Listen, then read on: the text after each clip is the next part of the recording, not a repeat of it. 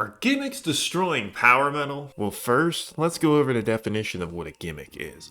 A gimmick is simply a trick or a tactic intended to garner attention and publicity. A great example of a gimmick that I can think of is the WWE, where matches are well known to be staged and predetermined, and wrestlers are going to portray a certain type of character. Now, how do these gimmicks apply to metal? There can be many ways a metal band could appear as gimmicky, whether it be dramatic and over-the-top songwriting, stage outfits, or adopting a specific theme and beating it to the bone. Power metal is a subgenre that tends to acquire these attributes quite often. Gimmick power metal seems to be a recent phenomenon starting somewhere around 2010. Some of the best known examples I can think of are Windrose, a band whose entire presence is based on dwarves, Gloryhammer with the ridiculous lyrics that sound like they were made in a Dungeons & Dragons campaign, and Ailstorm, a self-proclaimed pirate metal band. These bands originate based on the fact that power metal inherently is a silly genre and doesn't take itself too seriously. And I don't believe that power metal really ever has taken itself too seriously.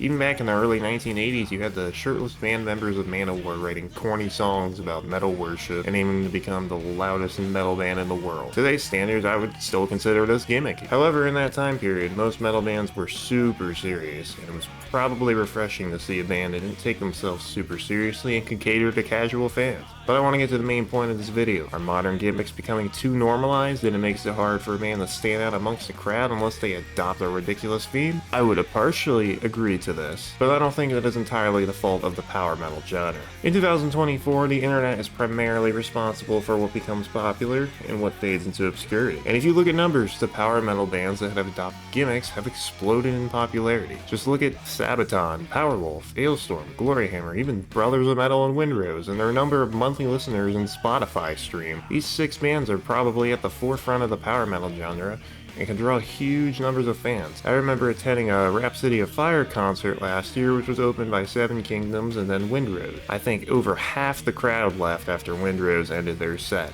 The venue was almost packed for Windrose when it usually only gets 50 to 100 people at most. I attended a local show on Powerwolf's USA tour this year where there was a line almost 3 blocks down to get into the venue. What makes these bands so popular is their ability to reach a vast audience of people who otherwise wouldn't even listen to metal. Most of my friends, I wouldn't consider them to be metalheads, but I have caught them listening on occasion to Powerwolf, Ailstorm, Windrose, and even Beast in Black. I would consider all these bands to be easy listening for most metalheads, which is why casual fans have no problem enjoying them. And these bands are acquiring absolutely massive fan bases almost out of nowhere. They're essentially just employing marketing strategies to reach as large of an audience as possible, and it's working. The song Diggy Diggy Hole has been used in almost 7,000 Instagram reels, for fuck's sake. It seems almost expected for new power metal bands emerging in the 21st century to adopt some kind of gimmick. But I don't think this attention is destroying the genre per se.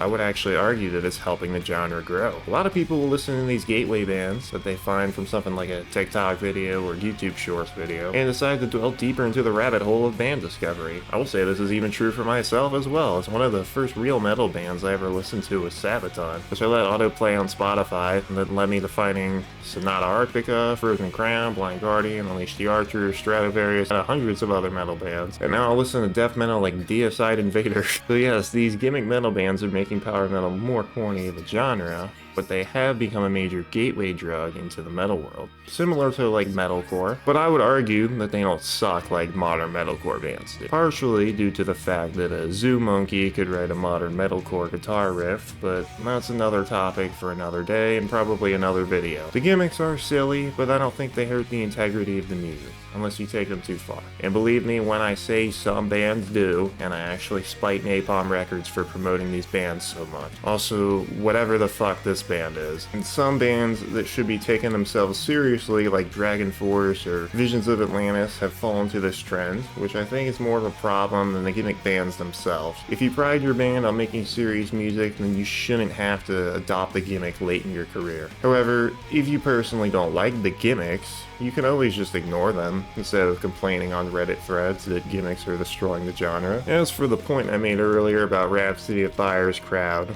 well, Rhapsody of Fire has been pretty dead since 2015, since Fabio Leone left, so I don't think you can blame Windrose for that. But most of the other OG bands generally aren't doing any worse for themselves than they were 15 years ago. In conclusion though, I would say, generally speaking, gimmicks haven't really hurt the genre all too much, and have been able to attract millions of new fans. Power metal is bigger than ever, and I would put it in part to these bands and their efforts to have as much of an outreach as possible. And who cares if someone's favorite band is a gimmick? Some people are just starting out, and some people just need to chill out and have some fun once in a while.